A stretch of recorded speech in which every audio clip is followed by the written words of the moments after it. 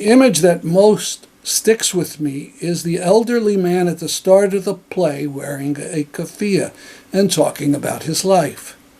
The year is 1942, and the man is the rabbi of the village in Palestine. They go to the insane length of, if you brought you just went to CVS and you brought some Tylenol. So if your back pain flares up, you can take some Tylenol. They'll open it and count the number of pills and say, no, you only need this many pills for yourself, so you can't take the. These are the security threats that Israelis face.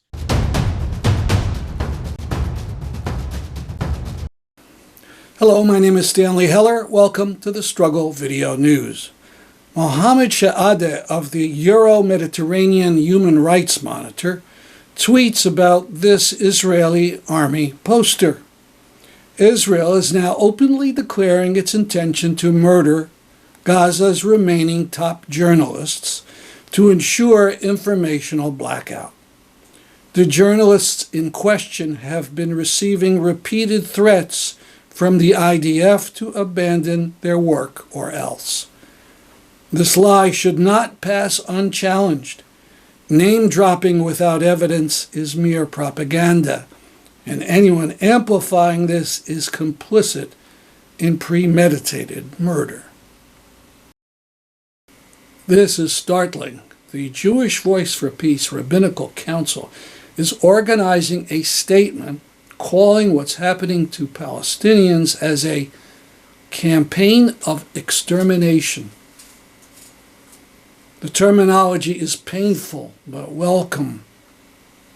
The words ethnic cleansing and even genocide don't seem powerful enough to describe what's taking place. I'll read a section of the statement.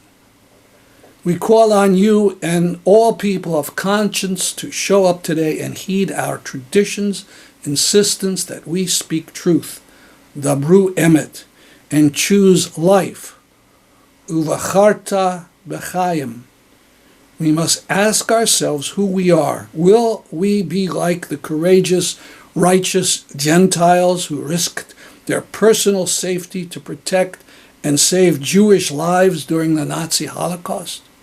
Or will we behave like those who didn't want to get involved or join the Nazi Party enthusiastically? There is no middle ground. We implore you, join us in speaking truth and choose life. We need everyone. Dabru emet, speak truth. The Israeli military is herding Palestinian men and boys into lines and forcing them to walk towards pits. These are death marches. Dabru emet, speak truth. The Israeli military is forcing Palestinian families to flee again and again, even as there is nowhere safe from their bombs. This is ethnic cleansing. Dabru emet, speak truth. The Israeli military is burning Palestinians to death in hospitals and displaced persons camp. The Israeli military is burying Palestinians alive in the rubble of their destroyed homes. The Israeli military is abandoning infants to die and decompose. This is a campaign of extermination. More on this next week. Taking a break from the horrors to praise a play that just finished its limited off-Broadway run in New York City. It's called The Mulberry Tree. The image that most sticks with me is the elderly man at the start of the play wearing a keffiyeh and talking about his life. The year is 1942, and the man is the rabbi of the village in Palestine. The rabbi considers himself an Arab and a Jew. The home his family lives in shares a wall with a Palestinian Arab family. The play was written by Hannah Eady and Edward Mast. Some of the events come right out of the actual family life of Palestinian Hannah Eady. The lead character in the play is Ramzi Khalaf, who dramatizes a Palestinian child growing up to teenage years in friendship with the rabbi, a friendship that is tested and twisted by the cruel Zionist project. The mulberry tree itself grows across the wall separating the two families' homes and represents the connections between them, even as the Zionists destroy the community.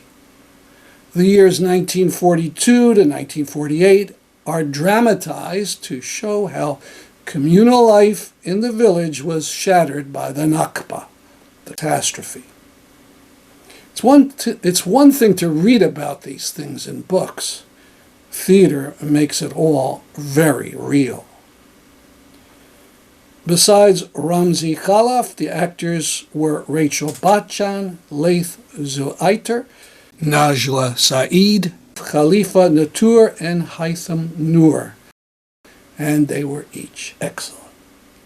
Hopefully the play will be given many other runs around the country. Now the conclusion of my interview with Feroze Sidhwa, who wrote that major article in the New York Times, which started with the effects on children of single shots from Israeli snipers to the children's heads or chests. We'll start this section of the interview as he speculates on whether the facility he worked in, European Hospital in Khan Yunis, is even functioning now. We end the interview with him talking about the response from U.S. politicians and the major corporate media. Unreliable. So, Gaza European Hospital, just to put like a fine point on the matter, Gaza European Hospital is a neurosurgical and cardiac and orthopedic center. It's not really a trauma center. It was built by Europe and by the European Union in the 80s. It was paid for by European Union in the 80s to be a subspecialty hospital for surgical care for Khan Yunis.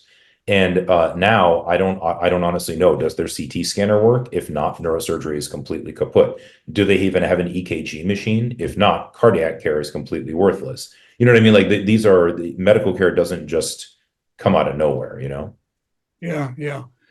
Well, let's now go back to talking about malnutrition. In that article you wrote, you quoted a nurse, Abira Muhammad, who talked about people coming in and they all had pictures of themselves before the genocide began, showing them 20 pounds, 30 pounds, 60 pounds heavier. Yeah. I was just on a podcast with a guy named Noam Dorman. Did I already mention it? Yeah. So sorry, I'm getting so many interviews, I can't keep track of what I say and what I do. No problem. But he, and again, I want to emphasize, I think he's an honest fellow.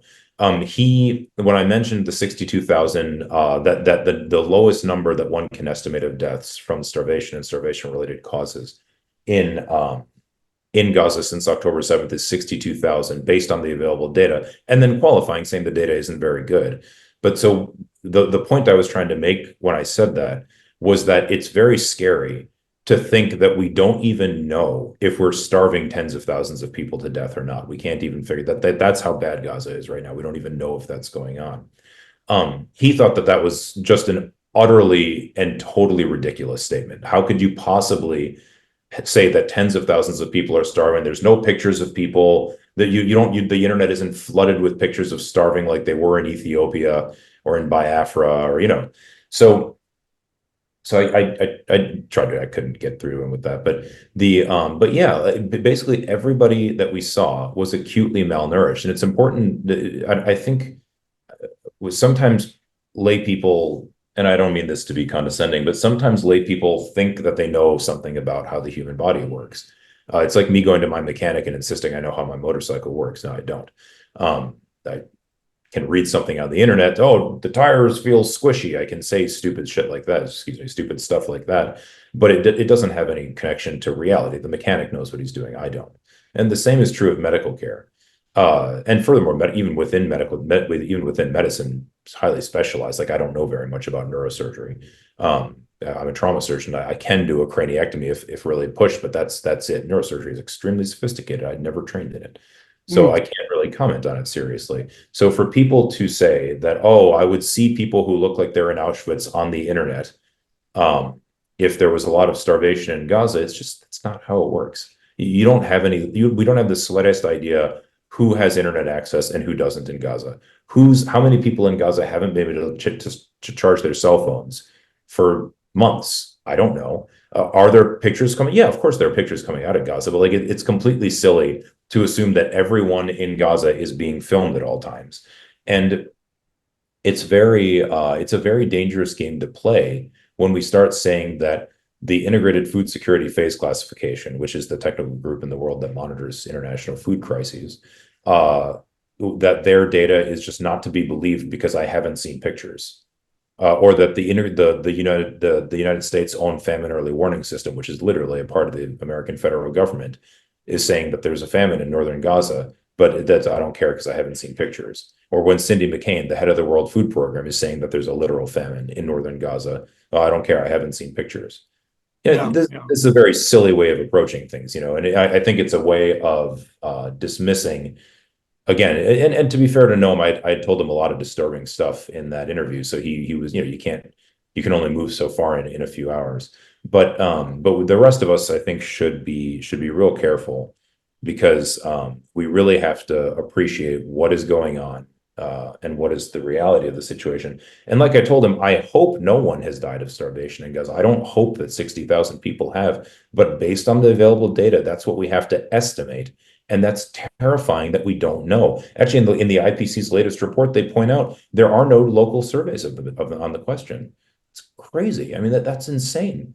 There's a lot of other data. There's data on food consumption that's how they're making their determinations. But there's no survey of deaths caused by starvation. You When know, you in the article, you talk about the psychological effects, and one of the or maybe several of the doctors talked about children they would treat who would not say anything, would cry, and that's not stoicism. That's something terrible.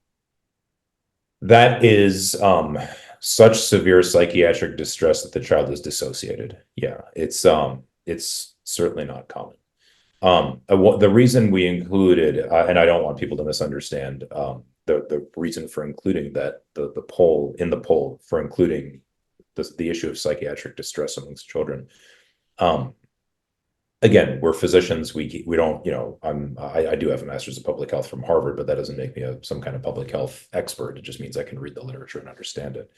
Um, but it is, if anybody can find a war zone where I think all but one physician said that they saw, or all but one healthcare worker said they saw universal psychiatric distress, um, up to and including regularly seeing children who were suicidal. And again, we're not talking about teenagers, we're talking about preteen children. Preteen children, unless they already have baseline psychiatric disease, that's not a thing. Preteen children are not suicidal. Have you ever met a preteen child who didn't have an established psychiatric diagnosis like schizophrenia, for example, who was suicidal? Have you ever even heard of one? No. I've been in some pretty tough places. I've never seen children suicidal in my life. The point of it is that it speaks to the extreme level of what has been done to the society of Gaza, that this is the effect that it's having on children. Um, I mean, even before the genocide, oh yeah, no, I'm starting talking to well people before, yeah. So who, starting their after, kids had gone through one war after yeah. another, and what did it do? Yeah, so when I give talks on this, and I usually I give like one or two talks a week about this now in the Bay Area because I live east of the Bay Area. I show a slide where I put up kind of major events in Gaza since 2000.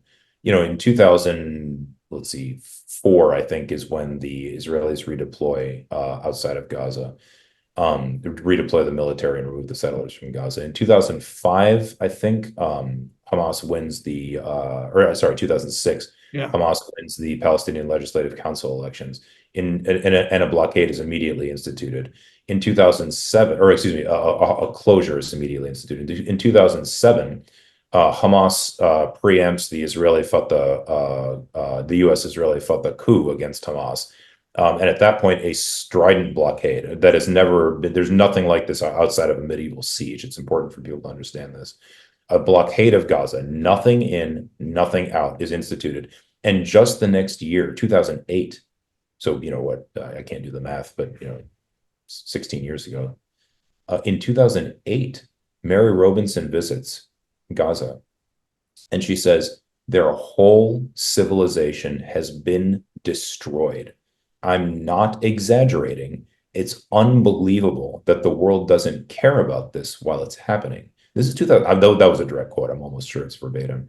That was 2008. And since then, and again, it's not just one lady's observation. It's there. You can read any number of reports A you like. lady who had been the president of Ireland. She was a president of Ireland. She was one of the respected elder state. They call them statesmen, not statespeople, but one of the respected elder statesmen, along with Jimmy Carter, Archbishop Desmond Tutu, some other people. So yeah. So, and you got to remember, half of children and half of people in Gaza are under the age of 18. Most of them were born after the blockade.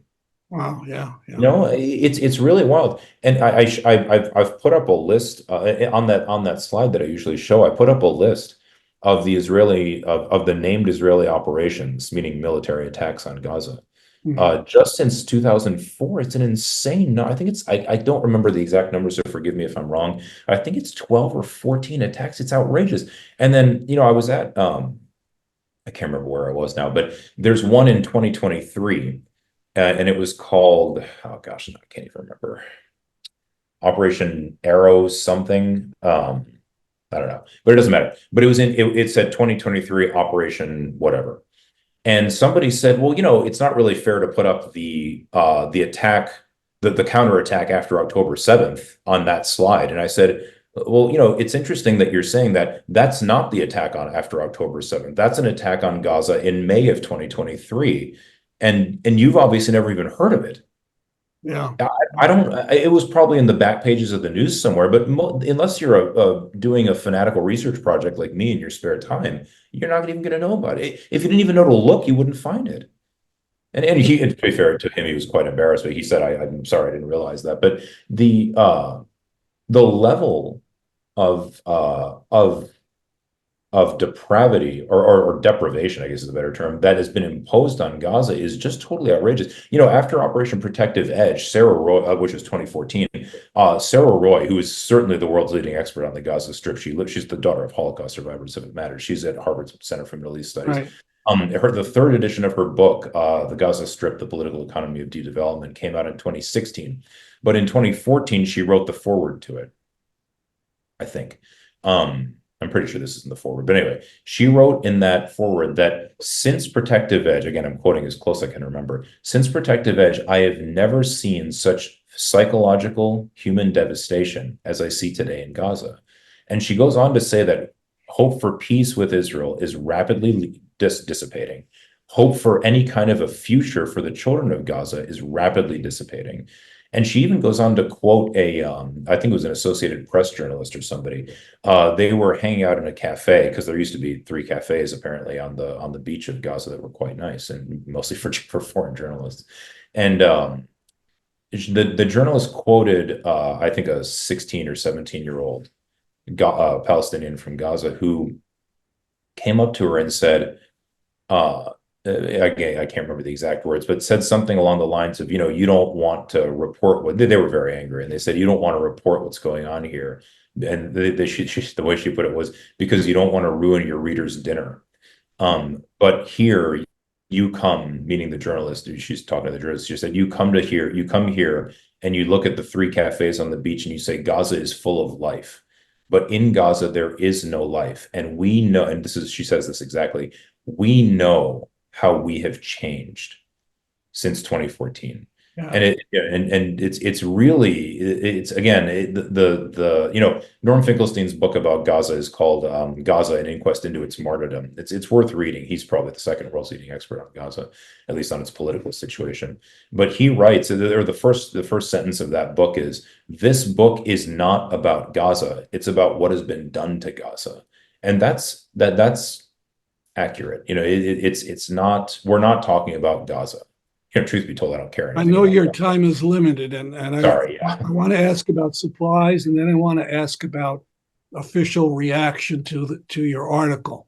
So, a Dr. Mark Perlmutter, who yeah. was also in Gaza, said if it wasn't for the medical supplies that we brought there, there would have been none to use. He means that literally? Yeah, yeah. I mean, I'll when I was going, so when we went, the Rafah, Mark and I were there at the same time. When we went, the Rafah crossing was still open. That's the crossing between Israel, or excuse me, between Gaza and Egypt. So we went, and when you crossed over the Egyptian border, you could just take any amount of stuff that you wanted and pretend it was your personal luggage. And that way it didn't have to be inspected by Israel. Israel would only inspect trucks that would come in, meaning lorries, like 18-wheelers. And so we took hundreds of pounds of stuff. I think he took about 700 pounds of orthopedic implants. I brought a wide variety of surgical and medical equipment, or not equipment, but supplies with us. Just basic stuff like gauze. Like the doctors that were in the hospital before me said there was no gauze, so I brought tons of gauze. Not literally tons, a lot of gauze. Right. And we had to fly this stuff on British Airways. Like, it's not efficient. I think it cost like $1,000 just to take just to move the stuff. But that's how it works. So we could get stuff in that way. And yeah, after about a week or so, most of that stuff was gone. And then we just worked with what we had left, which was very, very minimal. But more importantly than or not more important, I guess, but something that people should understand, though, is now Rafah's gone. The Rafah crossing is closed, and I believe it's actually been physically destroyed. And so now any healthcare worker that goes through Israel. They fly to Amman, Jordan. They go across the Allenby Bridge into the West Bank. Then they go into Israel. Then they go to Gaza. I think they cross through the Kerem Shalom crossing. But the Israelis will not let you take anything with you except your personal needs. So you can take some clothing. You can take. They go to the ludicrous extent, and this is uniformed Israeli security people enforcing these decisions, which just tells you how worried they actually are about real security. They go to the absolutely absurd extent of weighing the amount of food that you've brought for yourself. I believe the limit is 3 kilos, and it can't be 3 kilos of the same thing. It has to be 1 kilo of different. This is completely absurd. This is what people have told me that have come out. They go to the insane length of, if you you just went to CVS and you brought some Tylenol. So if your back pain flares up, you can take some Tylenol. They'll open it and count the number of pills and say, no, you only need this many pills for yourself, so you can't take these are the security threats that Israelis face. Well, okay, you see what I mean? Like, it illustrates how absolutely ludicrous the claim of security concerns is. But Okay. so now you just can't take anything, and so now there really isn't much in the hospitals to work with at all. So your article appeared in one of America's most famous newspapers, and it's been online for over a week. So have you gotten a response from the White House or from prominent politicians? Not one. I was interviewed by CNN about it, and it wasn't an oppositional interview. Actually, it was a very straightforward. The journalist really comported herself with a lot of respect, or a lot of integrity, I should say. I was very impressed by that. And MSNBC has reached out for an interview, so I'll be on there either Saturday or Sunday. But no, still no response from the White House. A lot. Any senators or congresswomen? I have not received any reach out, any outreach from any senator or congressperson. I have contacted Senator Sanders' office because he's interested in holding here, or he said he's interested in holding hearings on this matter. And I told him that people who signed the letter are ready, willing, and able to testify as to what we saw in Gaza. I didn't receive a response from that, but I'll probably just try again because I would imagine if they're serious about it that they would want. So it doesn't have to be me. I'd What prefer about if the State Department? Did the State no, Department? What nothing. about the U.S. Office of Global Criminal Justice, which is Zero. supposed to be I can, doing? no matter who you're going to ask about, the answer is no. So, and you know, that's, yeah, no, I think it's pretty shameful, honestly. I can't, you know, I know I have on good authority that sorry, I have on good authority that my my open letter to the administration has been physically handed to Kamala Harris and, what's her running mate's name? Waltz or something? Yeah. Yeah. Um, I don't know if it's been, I can't tell you if it's been given to Joe Biden or not, but um, you know, I gotta be honest, I don't, if they would meet with us, that would be great. I mean, it would lend, you know, it would be good to tell Harris and Biden what we saw. But I have to be honest, they already know. It's not like they don't know what's going on there. The point of meeting with them is to point out that, look, now you definitely know. You can't claim otherwise. You're hearing it from an American, from multiple Americans. You know, like I always figured if we had a meeting, it would be me, Adam Homoy, who is a lieutenant colonel, or no, sorry, I don't want to know. Never mind, scratch that. He's a veteran. He's widely crowded. Can't remember his rank, so I guess I shouldn't say it. But he's a retired Army officer, a physician in the Army, and he's widely credited with saving Tammy Duckworth's life when she was in Iraq. He's Egyptian. He's not Palestinian. You know, somebody might say they're all the same, but that's, you know, we can only accept so much racism in our lives. And me, or again, somebody else. I'd be more than happy not to meet these people. I've never thought much about them. Just for the record, was there a response from the White House Zero. to your No, open letter on October 2nd? nothing. There was also no about the response. American Medical Association. I didn't send it to the AMA. But they can read a newspaper. They probably, I would assume they can read a newspaper. Yes. No, but no, I have not received a response from the AMA. No, but again, I didn't send it to them, so I don't know if that's a fair thing to ask. I got be happy to. As we end, let me switch gears. Have you gotten support or inquiries from groups or journalists that heartened you, that surprised you? Yeah, you know, actually, so not that surprised me on an individual level, because I think most journalists are pretty honest and they know what's going on. You know, the CNN journalist that interviewed me the day before yesterday, or actually yesterday morning, I can't remember now. She's worked in Gaza, so she knows what it is. She's not confused about these things. And I've been contacted by, I don't think I'm exaggerating if I say dozens of journalists from the BBC, the Independent, the Guardian, the New York Times, the Washington Post, Politico. I think those are the ones I can think of off the top of my head. Asking about this exact information, and this was all before the New York Times article. This was just after the first open letter that we sent, and all of them were pretty frank. They said, "Look, we want to publish on this because it's so important, but we need you would, meaning I." They said you just wouldn't believe the level of evidence that our editors are demanding. Because you know, everybody knows how much flack they're going to get for anything like this, which is why the New York Times is so fanatical about the fact checking process, like they should be, and like I was grateful for. So they're in a tough spot. The news is what it is. The corporate news is what it is. Well, thank you so much for this interview. No, thank you, sir. Please keep up the good work. You know, it's important that we all talk about these things and that we try to address them as best we can. Finally, a rally organized in just a half day in front of Yale New Haven Hospital. A rally outraged about what's happening in northern Gaza. Because a car accident slowed us down on the way to the event, we missed virtually all of the rally. But we were able to do interviews. Oh, away,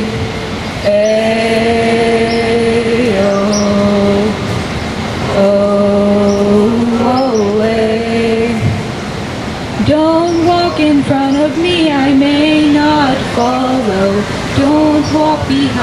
me, I may not lead. Just walk beside me and be my friend, and together we will walk in the land of Hashem. Ayo,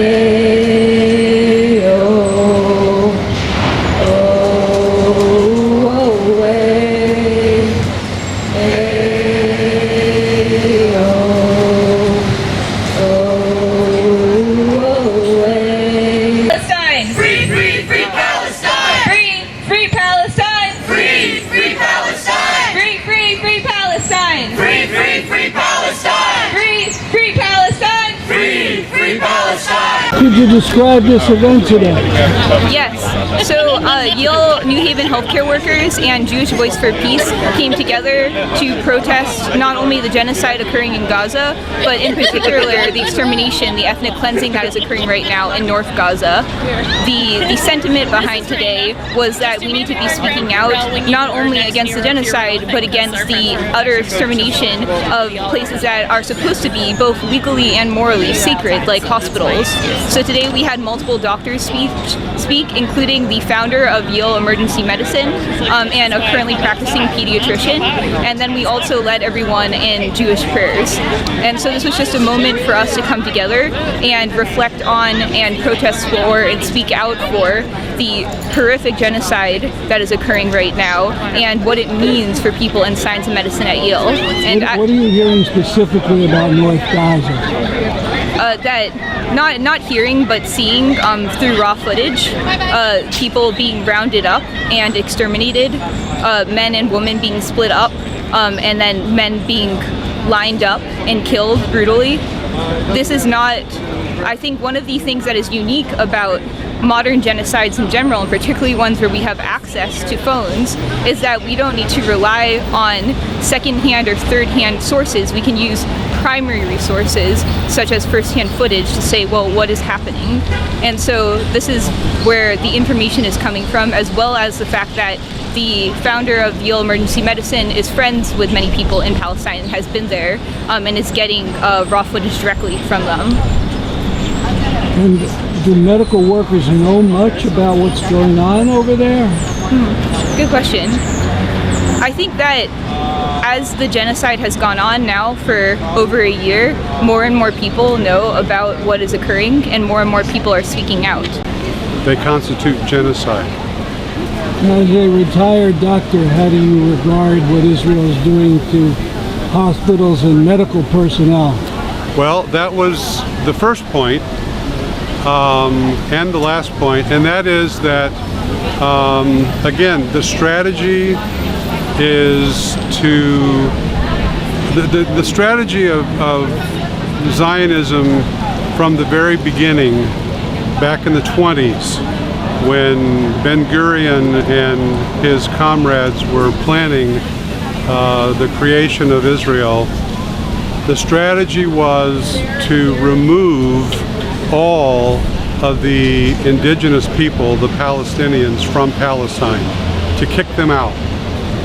They only succeeded in kicking out half of them. They kicked out about 750,000 people, and there remained about 750,000. And they have continued in various ways with that expulsion. And I do not call it ethnic cleansing. Cleansing has no place in an idea that involves kicking people out of their ancestral homes. So the expulsion has been continuing like a smoldering fire for 7 decades, and it flares up occasionally, and now it has flared up in a way that is magnitudes more than ever before. And for northern Gaza, for North Gaza, it's an extermination.